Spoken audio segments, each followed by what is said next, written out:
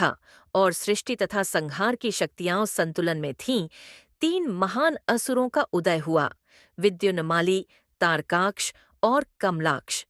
वे शक्तिशाली राक्षस तारकासुर के पुत्र थे, जिन्हें देवताओं ने एक महान युद्ध में पराजित किया था। अपने पिता की मृत्यु का प्रतिशोध लेने के लिए उन्होंने कठोर तपस्या की और भगवान ब्रह्मा को प्रसन्न किया। उनकी अटूट भक्ति से प्रभावित होकर ब्रह्मा प्रकट हुए और उन्हें वरदान दिया। इन तीन भाइयों ने तीन अद्वितीय नगरों, सोने, चांदी और लोहे के तीन गगनचुंबी दुर्गों का वरदान मांगा, जो अजेय हों। इन नगरों को त्रिपुरा के रूप में जाना गया और वे केवल हर 1000 वर्षों में एक संरेखण में आते थे, जब वे विनाश के लिए संवेदनशील होते थे।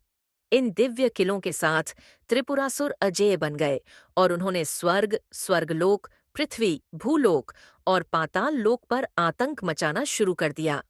देवता, जो उनकी शक्ति का सामना करने में असमर्थ थे, ब्रह्मांड की शांति बनाए रखने के लिए केवल एक ही अस्तित्व के पास पहुंचे, महादेव, परम संहारक। त्रिपुरासुरों का आतंक, त्रिपुरासुरों का शासन मानव और देवता दोनों के लिए विनाशकारी सिद्ध हुआ। त्रिपुरासुरों ने पृथ्वी पर निर्दोष लोगों पर अत्याचार करना शुरू कर दिया। उनके सेनानायक गांवों को जलाते, महिलाओं और बच्चों को गुलाम बनाते और ब्राह्मणों के यज्ञों को बाधित करते। अर्षियों के आश्रम नष्ट किए गए, जिससे वेदों और आध्यात्मिक ज्ञान का प्रसार बाधित हो गया। किसानों की फसलें जला दी गईं, जिससे अकाल पड़ने लगा और चारों ओर भय का माहौल बन गया। स्वर्गलोक में त्रिपुरासुरों ने इंद्र के सिंहासन को चुनौती दी। इंद्र को अपने देवताओं सहित गुप्त स्थानों में शरण लेनी पड़ी।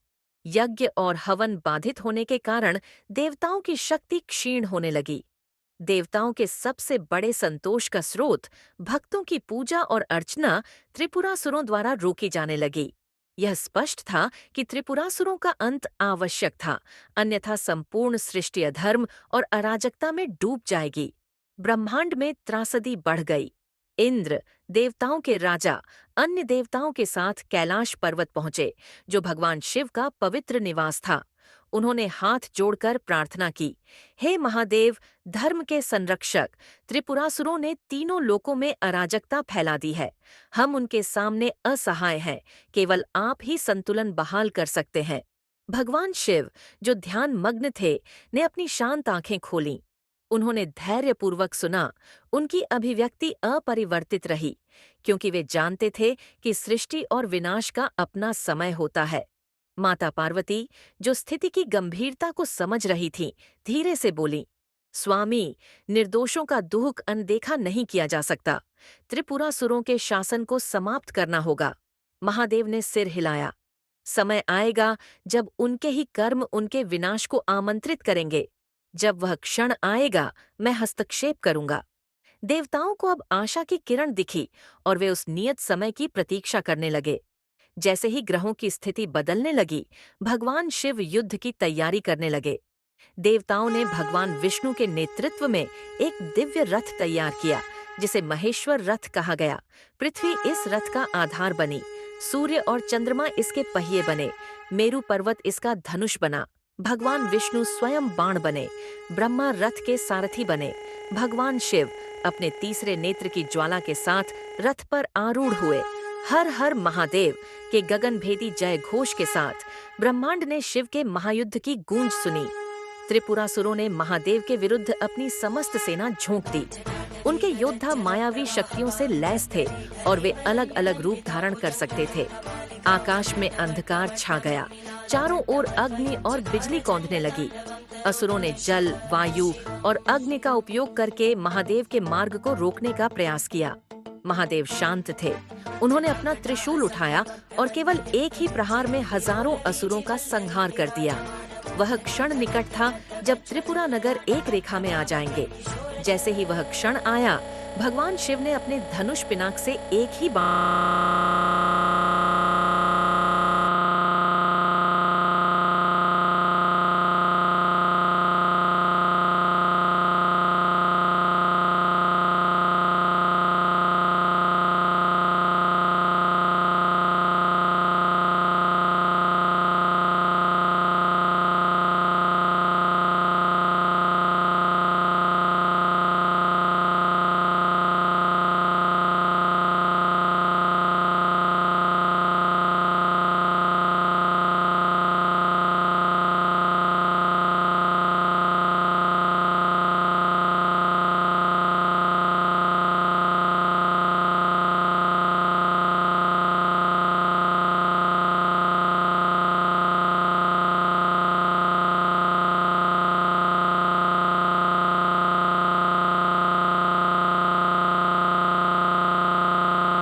Thanks for watching. Don't forget to subscribe the channel and press the bell icon for more such content.